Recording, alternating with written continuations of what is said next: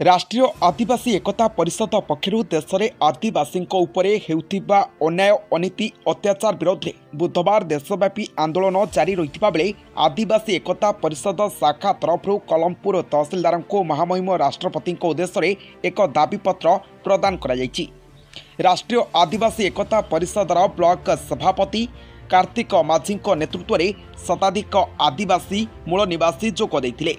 उक्त बैठक में भारतीय विद्यार्थी मोर्चा जिला सभापति प्रफुल्ल कर जोगदे तहसिलदार जरिया 10 दफा दाबीपत्र प्रदान करते। कार्यक्रम में राष्ट्रीय आदिवासी एकता परिषद कलमपुर ब्लॉक उपसभापति गणेश माझी, संपादक टिकचंद माझी, सह संपादक मलय कुमार भोई, कोषाध्यक्ष हरेकृष्ण माझी, उपदेष्टा मंडलीर रत्नाकर साबर, दुखीराम माझी, प्रशांत माझी, बनवास दलपति, जुगल किशोर भोई, हरिशंकर माझी, सुभाष माझी, अकुर भोई, सुरेश चंद्र माझी, कामदेव माझी, गंगाधर माझी, नीलाम नायक प्रमुख कर्मकर्ता आंदोलन में सामिल होते।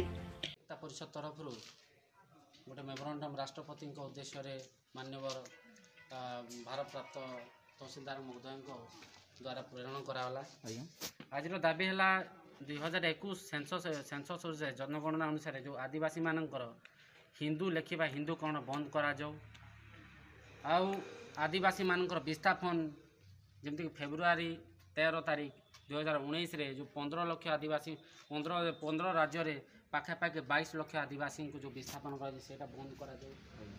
आदिवासी मानक जो जो तांको धर्म अच्छी जो धर्म से जो स्पेशल कोड रखा जाऊ स्पेशली गोटे रखा जाऊ जमती कि प्रकृत धर्म प्रकृति उपासक मान ट्राइबल रिलीजन ए जिन रखा जाऊ हिंदू रखा जाऊ। हिंदू कराले कौन हम जो आदिवासी मानकर जो मौलिक अधिकार अच्छी आउ अधिकार फल कौन आर्टिकल 25 रो माने उल्लंघन होची। धर्मगढ़ सब डिविजन रु गणेश राम बाग को रिपोर्ट चेतना मीडिया।